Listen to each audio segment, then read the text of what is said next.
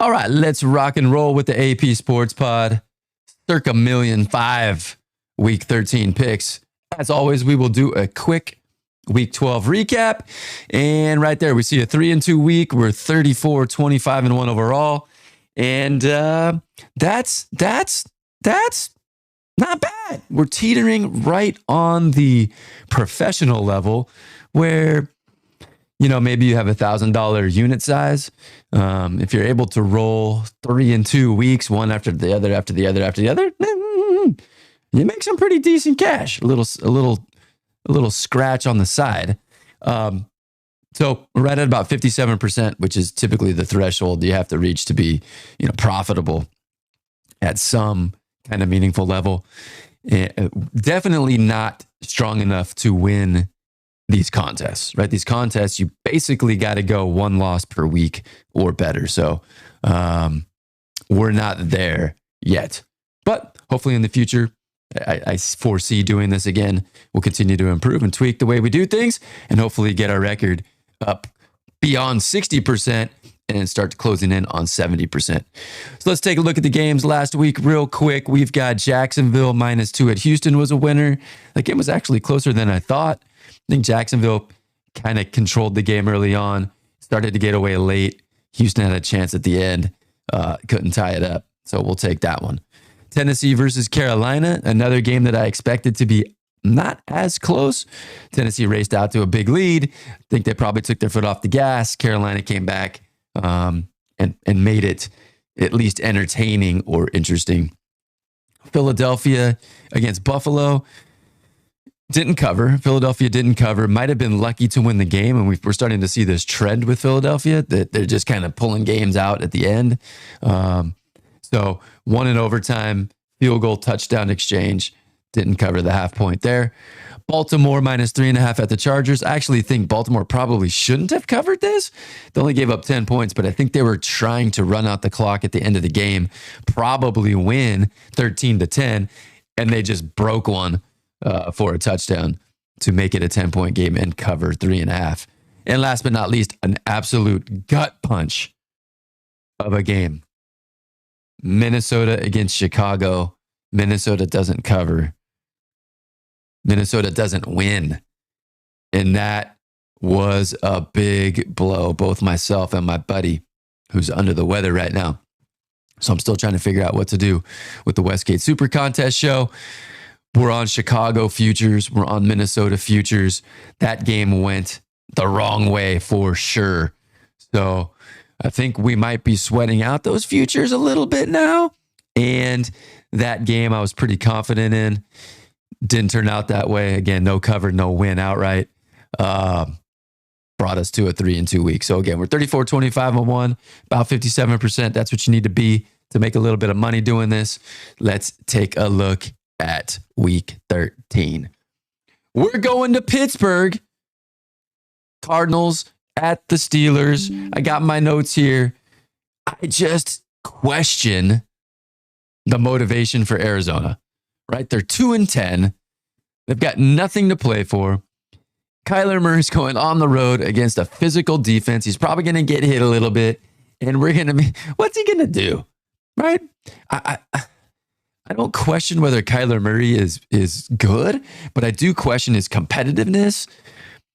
I think he's going to get bopped around a little bit. I think he's going to be like, screw this. I think he might play a little checked out. If you're looking at the stats for the game, Arizona has averaged 11.2 points per game on the road. Now, the implied score, if you're looking at the spread and the total, is 24-17. The Cardinals have not scored 17 points in any road game this year. So why do I think in December in Pittsburgh, they're all of a sudden going to rise and shine and do something that they haven't done all year? I don't think they will. Pittsburgh's 4-2 against the spread at home. I don't love the Pittsburgh pick, but the contest line is 5.5. This game has moved to 6.5. So the fact that it's creeping up even more so for Pittsburgh, you got to like the fact that you can get it at 5.5 in the contest. And the Pittsburgh Steelers, believe it or not, are in the playoffs. I probably would not have suspected that, but we've got Buffalo out. We've got Cincinnati. Somebody has to make it. So right now, if you look at their schedule, their next 4 games, they play Arizona, New England, they go to Indianapolis, and then Cincinnati at home again without Joe Burrow. Like, they can get into a position, potentially, they go 3 out of 4, where they're 10-5. They're in. It starts with this game against Arizona. Now, I don't love the fact, again, the implied score is 24-17. Have they scored 24 points? No. The only time they've scored 24 points at home was against the Cleveland Browns, and that they got 2 defensive touchdowns to get to 24. So I don't love this. Maybe the new offensive coordinators got a little trick up his sleeve, something new. They're able to score more points. I'll also make this note. This is why it's not a love situation. Philadelphia beat Pittsburgh 35-13 last year. Okay, why does that matter? Because Gannon, the head coach of Philadelphia, the head coach for the Cardinals, was with Philadelphia last year and clearly devised a plan to slow down their offense. Earlier this season, when Arizona looked better, they played Washington, they played the Giants, they played the Cowboys. All 3 of those teams, Gannon had significant experiences with coaching against them in the NFC East. So it's a little tidbit that might make me a little bit nervous, but all in all, I'm going to go with the full body of work. I'm going to go with Pittsburgh at home, -5.5. Lions going to 6.5. Arizona hasn't done anything like this on the road this year. So give me Pittsburgh. Game number 2, Denver plus 3.5 at Houston. Now, generally speaking, I don't think Houston's better than Denver. Okay, I think there is a lot of hype around CJ Stroud, right? CJ Stroud, Rookie of the Year. CJ Stroud playing incredible. CJ Stroud, potential MVP. Have you looked at Russell Wilson's numbers? They're actually better than CJ Stroud's, and they're getting no attention at all. So I think there's a little hype. I think the sense of the quality of Houston is a little inflated. And I do a little line manipulation here, where if you give Houston 2 points for playing at home, on a neutral site, you've got them plus 1.5 against Denver. And if the game's in Denver, it's pick 'em. I would take Denver probably 100 times out of 100 if the game were in Denver and it was a pick 'em line. So I do think this is a playoff game. Both teams are 6-5. Both teams are on the outside looking in. The winner of this game will go to 7-5 and take a little bit of a step forward in the playoff race. Denver's on a 5-game winning streak. However, this is their first of 3 straight games on the road. They've got Houston on the road, the Chargers on the road, the Lions on the road. My suggestion here, you better win this one. If they don't win this one, I think they could be in a little bit of trouble. Side note here on the Texans, the Niners played the 49ers last year. DeMeco Ryans shut down the Denver Broncos, even though the Broncos won. Does that matter? That was Hackett and Russell Wilson early in the season, which was an abject disaster. This is Sean Payton, Russell Wilson, playing better later in the season. Stakes are higher. I'm going to lean Denver on that one. This is a classic case of Houston's got the better offense. Denver's got the better defense. However, in the last 3 weeks, Denver's been better on both sides of the ball, and what I believe against tougher competition. And so this is probably what could swing this game. You could say it's turnovers in every game, but the last 3 weeks, Houston has 6 giveaways. Denver has 8 takeaways. If Denver's able to take the ball away from Houston and cash in a touchdown or 2, I think Denver wins outright. I think Denver's got a chance to win outright. I think they're a live dog.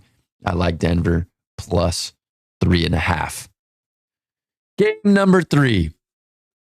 A team that I've been wrong with all season long. That's the San Francisco 49ers. I have accurately predicted one of their games.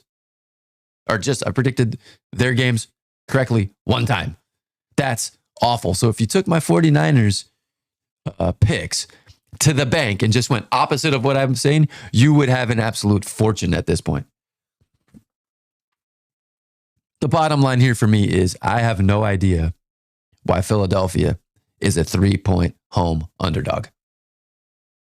I just don't know. Right? The implied score here is 26-22. The Niners average 26.5 points a game on the road. Philadelphia averages 32.8 per game at home. Something's got to give. This is by far probably the most difficult game on the schedule for both teams up to this point. Okay. The 49ers have gone over 26 4 out of 6 times. They've only given up 22 points twice. All of that tells you that the implied score, you'd probably lean 49ers. Right? They have a little bit of a rest edge. They played on Thanksgiving. They got a couple extra days. Philadelphia played an overtime game against Buffalo. That stuff matters. The 49ers are statistically the better team. But I just can't get over the fact that Philadelphia, which is kind of a, I'm going to stick my chest out and put my chin right in your face kind of emotional team, are they going to be able to say for the entire week, we're 10-1. We beat this team last year. We're at home and we're a 3-point underdog? Ugh. I just don't like that for the 49ers.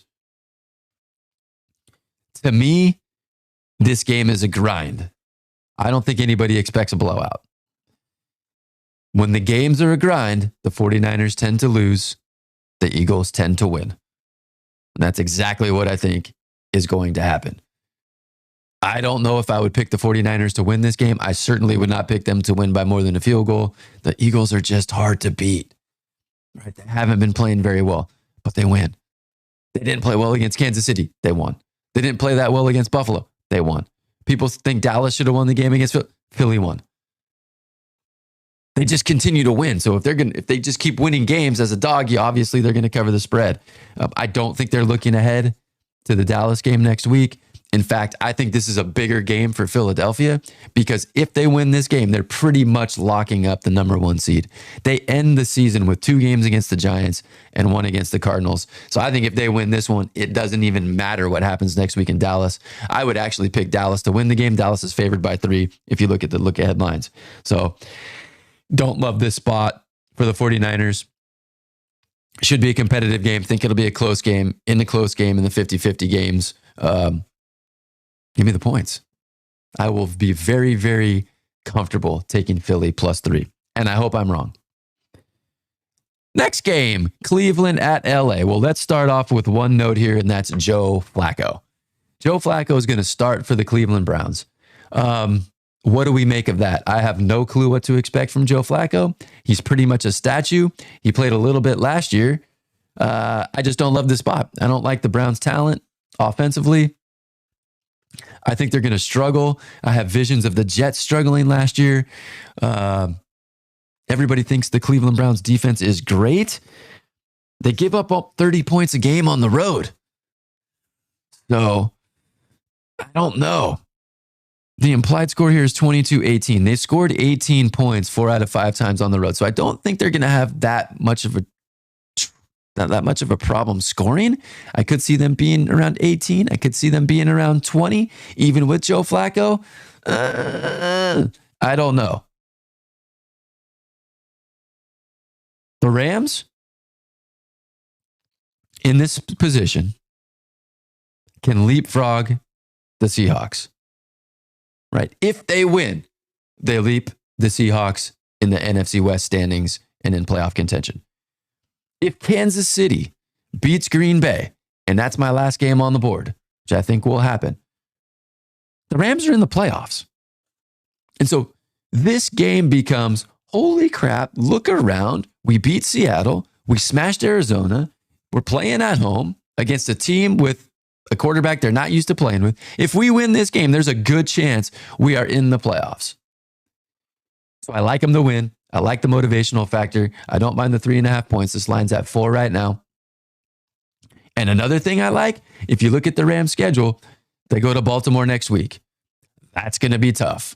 So they got to sit there and think, if we're serious about this playoff thing, we better freaking win this one. We better take care of this one at home. So I like the Rams -3.5. Another little side note here, road teams +3.5 this year are 4-9 against the spread. So take the favorite when it's 3.5 at home. Give me the Rams. Last but not least, Kansas City and Green Bay, and I will be the first person to tell you right now, the stats do not support Kansas City being a big favorite. The line opened at 7. The contest line is 5.5. The current line is 5.5.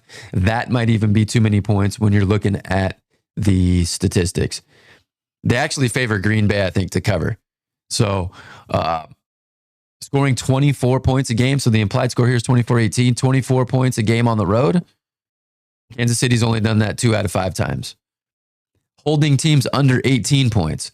They've only done that 2 out of 5 times. So if you're looking at that, you're looking at, okay, Kansas City's probably not going to score 24 and they're probably going to give up more than 18. You got a Green Bay cover. Look at the Green Bay side of it. How many times have they scored over 18 at home? 4 out of 5. How many times have they held teams under 24 at home? 4 out of 5.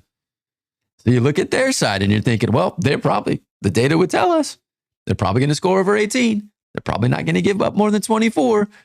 It's another Green Bay cover spot. So both teams have good line movement data. So when the book adjusts in favor of Kansas City, they do well. When the public adjusts in favor of the Rams, they do well. So that's kind of a wash. We can't find anything there. Here's what it boils down to for me, and this isn't necessarily data driven. I do think the Chiefs have a better offense and a slightly better defense across the board. So if you look at the full season, their offense is better, their defense is better. If you look at home road splits, their offense is better, their defense is better. If you look at the last 3 weeks, their offense is better, their defense is better. But not by much. Not by much. Again, I think the data leans, you got to take Green Bay. You don't have to take Green Bay, but if you want to take a risky play and you want to go against, as my buddy calls it, Andy and God, then you could take Green Bay. But this is what I think. Despite the fact that they're at home, despite the fact that it's Sunday Night Football, last week was the Chiefs' best road performance of the season. They were down 14-0 in Las Vegas and went on a 31-3 run. That's the type of thing that I think might carry over to this week. And it could be foolish to think that. It could be foolish to say out loud. It could be foolish to put on a recording. But that's what I'm going with. I just think Kansas City snapped out of some little funk that they're in. And they're going to put on a little bit of an offensive show this week against Green Bay. I've underestimated Green Bay all year. Right, going into the season, I liked their over win total, but as the season progressed, Green Bay is not very good. Green Bay is not very good. Green Bay is not very good. Green Bay is not very good. Green Bay is not very good. They're better than I think. Right, the data suggests they're better than I think. The data suggests they're not much worse than Kansas City. I'm going to go with a little bit of a momentum play, a little bit of a hot hand. The Chiefs are going to be able to score, move the ball a little bit, and it's just going to be, I would say, a touchdown game. Let's go 21-14. Let's go 24-17. Just something very normal, very typical, very boring. None of this exotic 2-point conversions in the first quarter and banana stuff like that. Just a solid professional win by the Kansas City Chiefs, who are still trying to track down Baltimore for the number 1 seed. So there you have it. Pittsburgh at home will swallow the 5. Denver on the road. I think those teams are comparable. I think Denver's a little bit better, so give me the points. I don't know why Philadelphia is a 3-point underdog. Niners have been the better team. I like Philadelphia in that spot playing the underdog card. Rams, I don't know what to expect from Cleveland. Rams have a shot to make the playoffs. And then Kansas City, Green Bay. Give me Andy Reid. Give me Mahomes at quarterback. And we'll see if I'm finally right about the Packers in one of these games. So that's it. Let's go 5-0. Let's get up closer to 60%. And thank you for watching.